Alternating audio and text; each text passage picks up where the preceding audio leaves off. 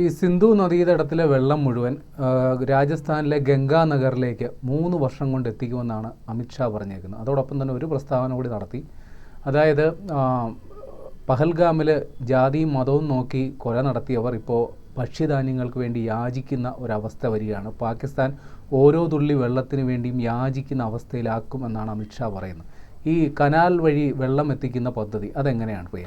അതായത് വലിയ രീതിയിലുള്ള കനാൽ പദ്ധതികൾ ഇന്ത്യക്കുണ്ട് എന്നുള്ളതാണ്, ഓൾറെഡി തന്നെ ഉണ്ട് എന്നുള്ളതാണ്. പക്ഷേ അത് നമ്മൾ അധികം വിനിയോഗിച്ചിരുന്നില്ല. കാരണം നമ്മൾ 20% ജലം മാത്രമാണ് സിന്ധു നദിയിൽ നിന്ന് ഉപയോഗപ്പെടുത്തിയിരുന്നത്. പക്ഷേ ഇന്ന് നമുക്ക് അതിൻ്റെ 100% ഉപയോഗപ്പെടുത്താൻ കഴിയും. ബാക്കി 80% ഉപയോഗിച്ചിരുന്ന പാകിസ്ഥാൻ ആ 80%-ൻ്റെ 90% അവിടുത്തെ കൃഷിയും ഈ പറയുന്ന ജലവൈദ്യുത പദ്ധതികളും എല്ലാം തന്നെ പ്രവർത്തിച്ചിരുന്നത് ഈ നമ്മുടെ കൊടുക്കുന്ന ജലത്തിനെ ഉപയോഗിച്ചാണ്. അതായത് പാകിസ്ഥാൻ്റെ ജീവനാഡിയാണ് സിന്ധു നദീജല കരാർ അല്ലെങ്കിൽ സിന്ധു നദീജലം എന്നുള്ളതാണ് ഇവിടെ ഏറ്റവും പ്രധാനപ്പെട്ട. നമ്മുടെ കയ്യിലുള്ള ഏറ്റവും വലിയ കനാൽ എന്ന് നോക്കിക്കഴിഞ്ഞാൽ ഇന്ദിരാഗാന്ധി കനാലാണ്. 650 കിലോമീറ്റർ നീളമുള്ള പഞ്ചാബ്, ഹരിയാന, രാജസ്ഥാൻ എന്നീ സംസ്ഥാനങ്ങളിലൂടെ കടന്നു പോകുന്ന വലിയ കനാലാണ്. നമുക്ക് ഈ കനാലിൻ്റെ വികസനത്തിനായിട്ട് വലിയ പദ്ധതികൾ ഇപ്പം തന്നെയുണ്ട്. അങ്ങനെ നോക്കുകയാണെങ്കിൽ നമുക്ക് വലിയ തോതിൽ കൃഷി അതുപോലുള്ള കാര്യങ്ങളെല്ലാം വൻ വിജയത്തിൽ നടപ്പിലാക്കാനായിട്ട് ഈ ജലം ഉപയോഗിക്കാൻ കഴിയും. നമ്മൾ ഇത്രയും നാൾ ഉപയോഗിച്ചിരുന്നില്ല എന്നുള്ളത് നമ്മൾ ചെയ്ത ഏറ്റവും വലിയ ചരിത്രപരമായ മണ്ടത്തരമാണ്. ജലമൊഴുക്ക് ഇന്ത്യയിലേക്ക് തിരിച്ചുവിടാൻ വൻ പദ്ധതിയാണ് ഒരുക്കുന്നത്. ഇതിൻ്റെ രൂപരേഖയൊക്കെ ഏതാണ്ട് ഒരു മാസം മുമ്പ് എന്നെ തയ്യാറാക്കി കഴിഞ്ഞിരുന്നു. 130 കിലോമീറ്റർ നീളത്തിലുള്ള കരാർ 2 വർഷത്തിനുള്ളിൽ 2 വർഷം കൊണ്ട് നിർമ്മിക്കുമെന്നാണ് ഈ കരാറിൻ്റെ രൂപരേഖയിൽ പറയുന്നത്. 2ാം ഘട്ടം 70 കിലോമീറ്റർ വർദ്ധിപ്പിച്ച് ഇതിനെ യമുനയിലെത്തിക്കുമെന്ന് പറയുന്നുണ്ട്. അതായത് നമുക്ക് അറിയാലോ, 2 പ്ലെയിനുകളാണ് ഇന്ത്യൻ ഉപഭൂഖണ്ഡത്തിൽ മെയിനായിട്ടുള്ളത്. ഒന്ന് ഗംഗാ സമതലവും ഒന്ന് സിന്ധു സമതലവും. സിന്ധു സമതലത്തിൻ്റെ പ്രധാനപ്പെട്ട മേഖലകളാണ് 5 ഡോബുകളായി തിരിച്ചിരിക്കുന്ന പഞ്ചാബ് എന്ന് പറയുന്നത്. ഈ പറയുന്ന 5 ഇടങ്ങൾ, ഈ 5 ഇടങ്ങളെന്ന് പറഞ്ഞു കഴിഞ്ഞാൽ ഫലഭൂയിഷ്ടമായിട്ടുള്ള നദികൾ ഒഴുകി ഈ പറയുന്ന എക്കലടിഞ്ഞടിഞ്ഞ് വലിയ വളക്കൂറുള്ള ഒരു പ്രദേശമായിട്ട് ഈ 2 സമതലവും മാറിയിട്ടുണ്ട്. അതിലേറ്റവും വലിയ സമതലമാണ് നമ്മുടെ ഏതാണ്ട് ഉത്തരാഖണ്ഡിലെ താഴെ, അതായത് നമ്മുടെ UP-യുടെ മുകൾ ഭാഗം മുതൽ ഈ പറയുന്ന ഉത്തരാഖണ്ഡിൻ്റെ അവസാനം മുതൽ ഈ പറയുന്ന ഉത്തർപ്രദേശ്, ബീഹാർ, അങ്ങ് ആസാം വരെയും കിടക്കുന്ന വലിയ സമതല പ്രദേശം. ഈ സമതല പ്രദേശമാകെ ഫലഭൂയിഷ്ടമായ കൃഷിഭൂമികളാണ്. അതുകൊണ്ടാണ് നമ്മൾക്ക് അവിടെ വലിയ തോതിൽ കൃഷി ചെയ്യാനും ഈ പറയുന്ന ധാന്യ ഉൽപ്പാദനം നടത്താനും ഒക്കെ കഴിയുന്നത്. നമുക്ക് ശാസ്ത്രീയമായ കൃഷി വശങ്ങളെല്ലാം തന്നെ നമ്മുടെ കയ്യിലുണ്ട്. എന്നാൽ പഞ്ചാബിൻ്റെ ഭൂരിഭാഗം പ്രദേശവും പാകിസ്ഥാൻ്റെ കയ്യിലാണ്. അതിൽ നമുക്ക് ഏതാണ്ട് പഞ്ചാബിൻ്റെ കുറച്ച് ഭാഗം മാത്രമേ നമ്മുടെ കയ്യിലുള്ളൂ. ആ മേഖല പക്ഷേ നമ്മൾ പരമാവധി ഉപയോഗപ്പെടുത്തുന്നുണ്ട്.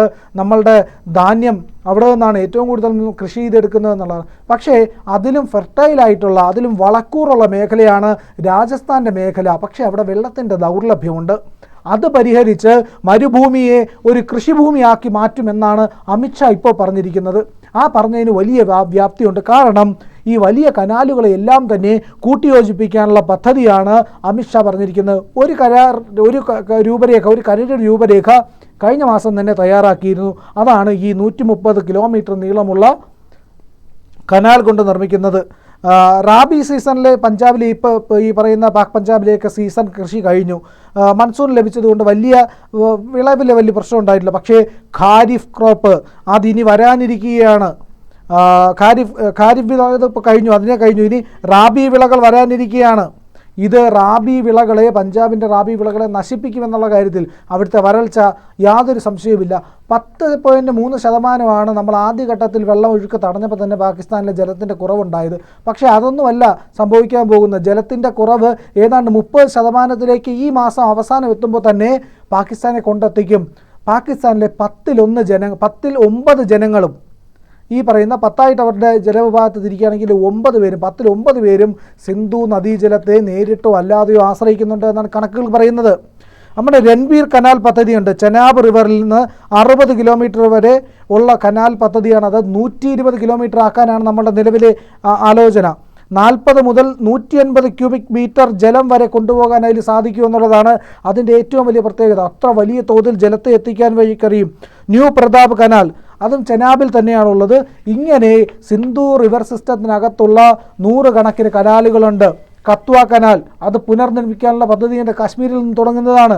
അതുപോലെ തന്നെ പരാഗ്വാൾ, താവി ലിഫ്റ്റ്, രവി കനാൽസ്, അങ്ങനെ നിരവധി കനാൽ പദ്ധതികൾ നമുക്ക് ഉള്ളത് കൊണ്ട് തന്നെ വലിയ തോതിൽ ഇതിനെ വികസിപ്പിക്കാൻ കഴിയും. ഈ കനാലുകളെയൊക്കെ പ്രയോജനപ്പെടുത്തുക. മുമ്പ് കനാലുകൾ ഉണ്ടായിരുന്നു, ഈ കനാലുകളിലൂടെ വെള്ളം ഒഴുകുന്നില്ല, പലപ്പോഴും അത് അടഞ്ഞു പോകും, ഇല്ലെങ്കിൽ ഇടിഞ്ഞു പോകും. ഇതിനെയൊക്കെ പുനർനിർമ്മിച്ച് ഭംഗിയാക്കി വെള്ളത്തിനെ കൊണ്ടുവരാൻ മോദി നർമ്മദ റിവറിലെ കനാലുകളിൽ ചെയ്തത്. നർമ്മദയിൽ കനാലുകളുണ്ടാക്കി നർമ്മദ റിവറിൽ നിന്ന് കൃഷിഭൂമിയിലേക്ക് വെള്ളം എത്തിക്കാനായിട്ട് ഇതിന് മുകളിലെല്ലാം സോളാർ അങ്ങ് വെച്ചു. സോളാർ വെച്ചതോടുകൂടി എന്ത് ചെയ്തു? ഈ വെള്ളത്തിൻ്റെ ഇവാപ്പറേഷൻ കുറയുകയും ചെയ്തു, അതായത് ജലം ഘനീഭവിച്ച് പോകുന്നത് കുറയുകയും ചെയ്തു. സോളാറിൽ നിന്ന് എനർജി കിട്ടുകയും ചെയ്തു. ഈ എനർജി ഉപയോഗിച്ചുകൊണ്ട് അവരുടെ കൃഷിഭൂമികളെ വലിയ തോതിൽ സമ്പന്നമാക്കാനായിട്ട്, എക്യുപ്പ് ചെയ്യാനായിട്ട് അവർക്ക് കഴിഞ്ഞിട്ടുണ്ട്. നമുക്കറിയാമല്ലോ, ഈ പറയുന്ന യന്ത്രവൽകൃതമായിട്ടുള്ള കൃഷിയാണ് ഇന്ന് ഉത്തരേന്ത്യയിൽ ഏറ്റവും നന്നായി ഉപയോഗിക്കുന്നത്. അവിടെ ഡീസൽ ട്രാക്ടറുകളാണ്. ഈ ഡീസൽ ട്രാക്ടറുകൾക്ക് പകരം ഇലക്ട്രിക് ട്രാക്ടറുകൾ ഉപയോഗിച്ചുകൊണ്ടുള്ള കൃഷിയിലേക്കാണ് കർഷകർ ലക്ഷ്യം വയ്ക്കുന്നത്. കുറഞ്ഞ ചെലവിൽ വലിയ കൃഷി ലാഭമുണ്ടാക്കാൻ കഴിയും. അങ്ങനെ വരുമ്പോൾ സോളാർ എനർജിയിൽ നിന്ന് ഉൽപ്പാദിപ്പിക്കുന്ന വൈദ്യുതി ഉപയോഗിച്ചുകൊണ്ട് കർഷകർക്ക് ഈ യന്ത്രങ്ങളും യന്ത്രസാമഗ്രികളും ട്രാക്ടറുകളും എല്ലാം പ്രവർത്തിപ്പിക്കാൻ കഴിയും. അതിലൂടെ ഇന്ത്യയുടെ വികസന കുതിപ്പ് കൂടുതൽ ശക്തിയാർജിക്കും. ഇരട്ടിയിലേറെ നമുക്ക് ഈ പറയുന്ന കാർഷിക മേഖലയിൽ വളർച്ചയുണ്ടാക്കാൻ കഴിയും എന്നുള്ളതാണ് ഈ ലക്ഷ്യം. അതുകൊണ്ട് തന്നെയാണ് ഏറ്റവും കൂടുതൽ പവർ ഉപയോഗിക്കുന്ന രാജ്യം ഏതാണോ, അതായത് ഊർജ്ജം, ഇലക്ട്രിസിറ്റി ഉപയോഗിക്കുന്ന രാജ്യം ഏതാണോ, ആ രാജ്യം അല്ലെങ്കിൽ ആ സംസ്ഥാനമാണ് ഏറ്റവും നന്നായിട്ട് വികസനത്തിലേക്ക് കുതിക്കുന്നതെന്ന് കാണാൻ കഴിയും. അത് ഏറ്റവും കൂടുതൽ ഉപയോഗിക്കുന്ന സംസ്ഥാനങ്ങളിലൊന്ന് ഗുജറാത്താണ്. ഗുജറാത്ത് ഈ പറയുന്ന സ്വയം പര്യാപ്തമായ രീതിയിലേക്ക് വരെ കാര്യങ്ങളെ കൊണ്ടെത്തിക്കാൻ കേപ്പബിലിറ്റി ഉള്ള സംസ്ഥാനമാണ്.